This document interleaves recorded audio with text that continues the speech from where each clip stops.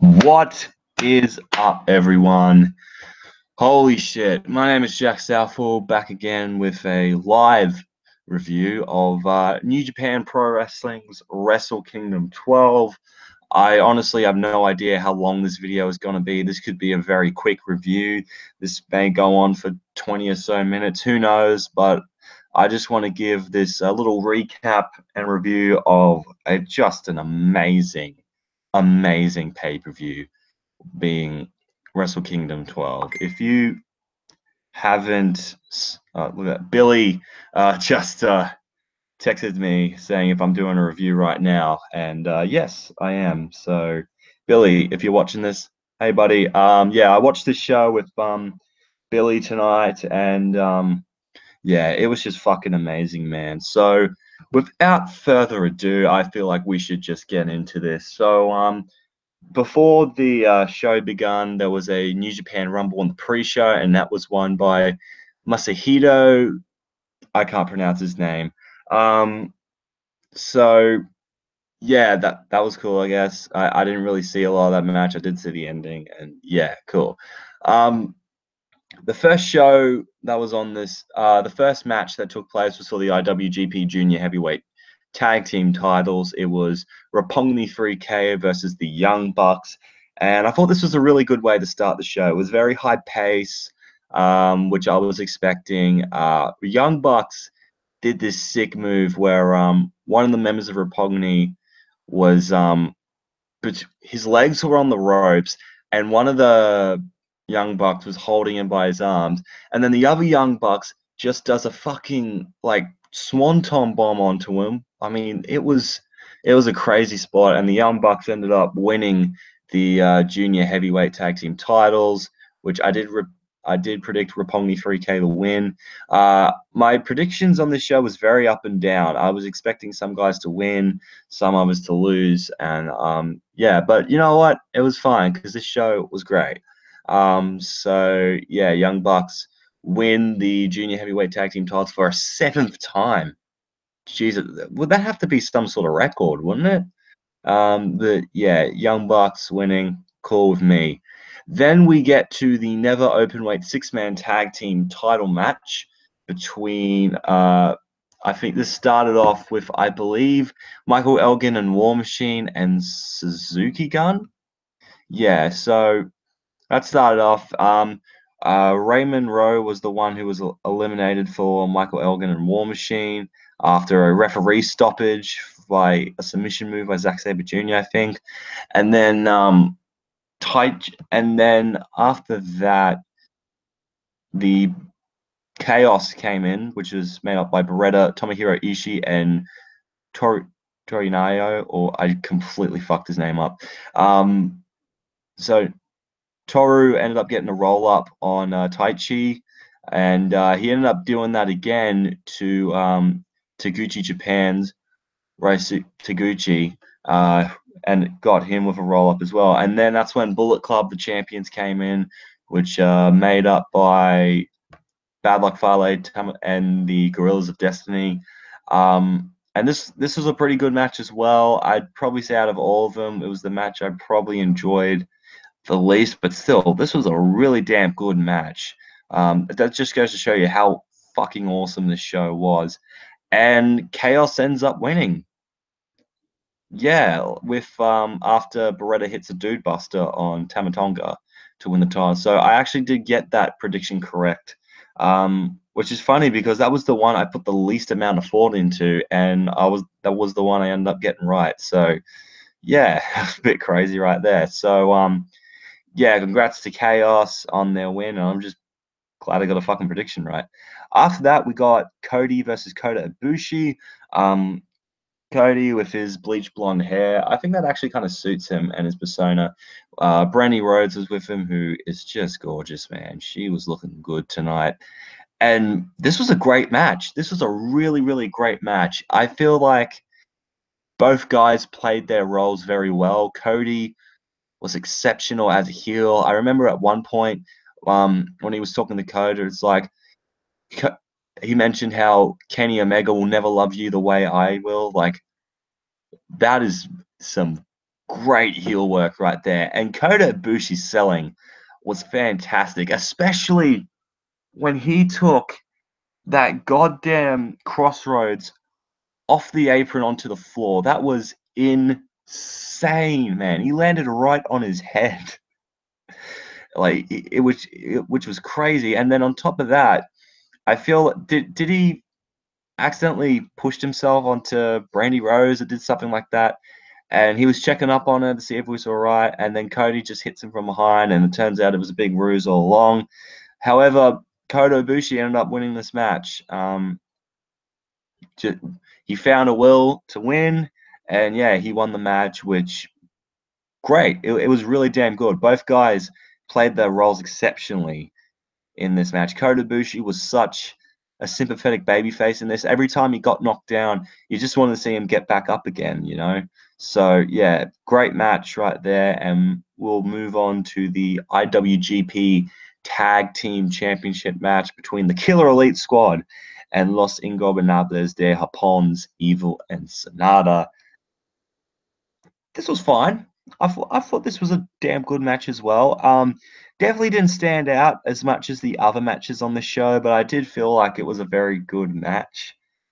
LIJ ended up getting the win, which correctly as well. So yeah, good stuff there, and I'm happy to see LIJ get a win tonight. So we would hope to see more later down the line as the matches go down.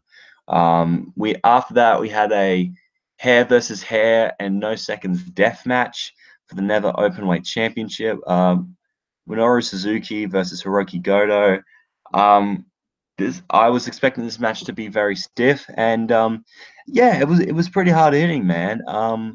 Hiroki Goto ended up winning the Never Openweight Championship, which I wasn't expecting. I'd figured, you know, if it was like a hair versus hair match, and considering Suzuki hasn't got that much hair to begin with, it'd be more devastating if Goto were to lose, as he actually has got a bit of hair on him. So Hiroki Goto won the Never Openweight title, and the thing I was surprised about for this was Suzuki wasn't like forced against his will to get his head shaved. No, he did it himself. He shaved the little bit of hair that was at the back of his fucking head and just shaved it all off right there. So yeah, I felt like Suzuki was just like, oh fuck it, I'm not gonna let you shave it. I'll shave it myself. So yeah, that was a cool thing. You don't really see that often in those hair versus hair matches. It seems like the loser is always held against their will. They don't willingly shave it off themselves. So that was pretty cool. I like that. After that was a four-way match for the IWGP Junior Heavyweight Championship. Marty Scurll, Will Ospreay, Hiromu Takahashi, and Kushida. Fantastic junior heavyweight title match. This was fast-paced as hell. Lots of flips. Not too many flips, but Takahashi did a lot of fuck, I forgot the name of the move, but he was doing a lot of sunset flips onto the outside at one point, and there were many bits of the match where I thought he was going to win. Will Ospreay, man, what a talent he is! Like when he did the flip off of the scaffolding, man, that was so crazy to me. Marty Scurll was definitely cool in this match. I did say when I was talking to Billy watching this, man, he should use that umbrella as a weapon, and he actually did, and it sounded brutal. Those hits to all the competitors, and there was one bit where he was tying up Takahashi with like tape or whatever, and just snapped his fingers, which I hate seeing that. It's just so hard to watch when you just hear the crack. Like I know he's not legitimately breaking their hands, but God, it just sounds terrible. But Will Ospreay ended up winning the junior heavyweight championship back. I believe he's a two-time champion now or a three-time champion, not sure. But yeah, that was great. Great four-way match for the junior heavyweight title. And to me, it's up there for match of the night. After that was for the IWGP Intercontinental Championship, Hiroshi Tanahashi against Jay White. And yeah, once again, this was just a really damn good match. I was very impressed by Jay White. Having not knowing that much about him, he's got a very cool gimmick. It's kind of like almost a serial killer gimmick in a way, a like Dexter or something like that. It's really awesome, and very different as well. And yeah, Jay White definitely showed his own. I thought he was going to win as like a shock victory, but the ace of New Japan ended up retaining the Intercontinental Championship, which fine by me. But at this point, I'm not exactly sure who Tanahashi's going to defend the belt against. The thing about these events, after they've had their matches at Wrestle Kingdom, they go on to face someone else at the New Beginning shows. And this time, there were going to be 3 New Beginning shows this time, 2 in Sapporo, and I think 1 in Osaka. I'm guessing, like, because there's the 3 main titles are going to main event the 3 main shows, it's going to be interesting to see who Tanahashi will defend the title against. But you know what? Jay White definitely impressed me tonight. As someone who didn't really know that much about him, I was very impressed by what he could do. So, yeah, shout out to Tanahashi and to Jay White for having a really good match. But this next match, it was probably the match most people were looking forward to and was hoping would deliver, but oh my god, did it ever fucking deliver. For the IWGP United States Heavyweight Championship in a no DQ match, Kenny Omega versus Chris Jericho. Man, this match was everything we've been and more. It was fucking fantastic.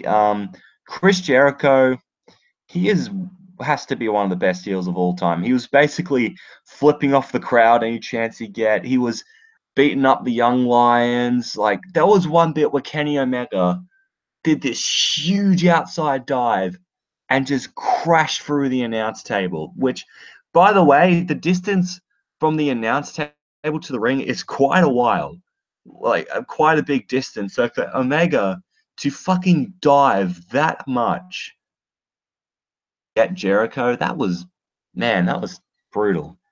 Um, yeah, there were a lot of brutal spots in this match, especially when Jericho had the chair and wedged it in the corner. By the way, Omega was bleeding in this match, and he just was continuously throwing him into the chair. Which, by the way, and Billy actually pointed this out to me because unlike WWE, when you get thrown through, you get hit with the chair once and the chair just goes flying off.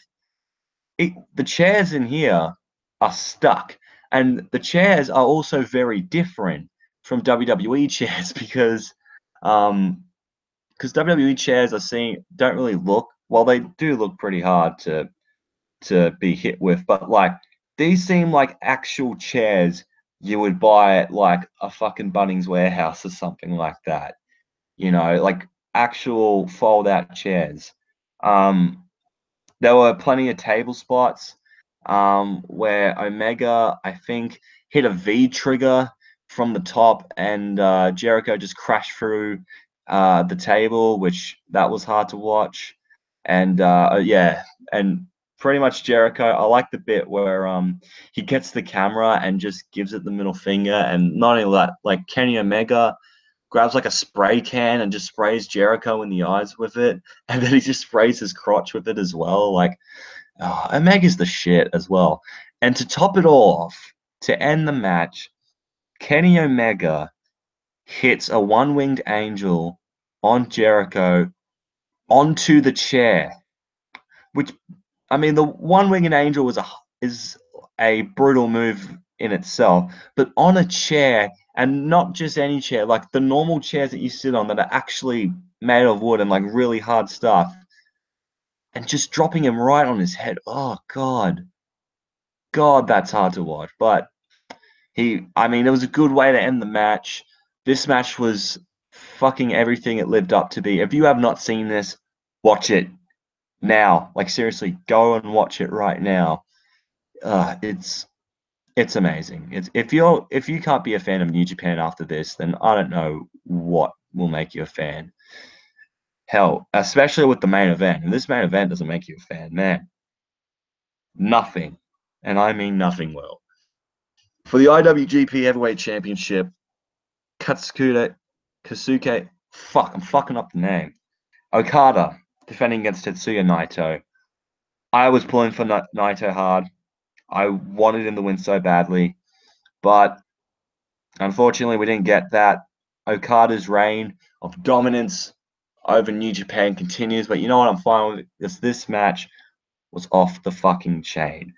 There were many points where I thought Naito had it beat, but I feel like when Okada hit that spinning tombstone and just hit the Rainmaker for a second time, I knew it was it. But man, just like the Omega Jericho match, if you haven't seen it, you need to watch it. Actually, just watch the whole show. I know it's a long ass show. It was 5 hours, but man, it is 5 hours that just flew past for me. It was just one of the best wrestling shows I've seen in the long time, man. So yeah, hats off to everyone involved in this show. Match of the night. Oh God. I guess we'll do match of the night. Omega and Jericho. If I could give out multiple matches of the night, I will. But you know what? Let's give it to Omega and Jericho. That match was just unfucking believable. How I'm going to rate the show? You know what? I'm going to do something I've never done before. I'm going to give this show a 10. Yep. The first time in history, this was a 10 out of 10 show. This was fucking fantastic. Watch the whole thing. I know it's long. I know it's 5 hours, but man, it is. You won't even feel like it's been 5 hours, man. So, yeah, thank you guys for watching this review. I hope you have enjoyed it. If you did, make sure to leave a like, comment down below what you thought of Wrestle Kingdom 12. And if you want to see more from me, hit that subscribe button. You'll be glad you did. Twitter and Instagram's at JackmanLove31 if you want to check me out there. God damn it, I love wrestling. Thank you so much for watching, and I'm out in 3, 2, 1.